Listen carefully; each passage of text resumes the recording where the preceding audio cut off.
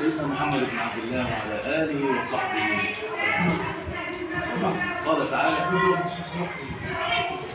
المؤمنين رجال صدقوا ما عاهدوا الله عليه فمنهم من قضى نحبه ومنهم من ينتظر وما بدلوا تبديلا. صدق الله العظيم. ونحن في محراب العلم، طلعت من اطلاع العلم، معهد الروضة الثانية التابع لدار الدروس التعليمية الأزهرية بمحافظة كفر الشيخ. اليوم ليس عاديا، حقيقة بقولها تاني وبكرر انك انت من الصعب جدا انك انت تلقي كلمة وسط العلماء والناس اخواتنا وحبايبنا في الازهر الشيخ، فدي بتبقى مهمة صعبة، لكن بقدر الامكان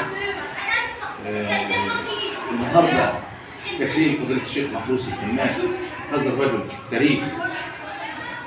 قليل جدا لما تلاقي حد بيتصل بصفة أو اثنين أو على الأكثر ثلاثة، لكن أن يجمع إنسان واحد كل هذه الصفات الجميلة العظيمة النبيلة: الصدق والشهامة والرجولة والتضحية والتفاني في العمل وصفات أخرى كثيرة جدا لا يتسع المقام لذكرها.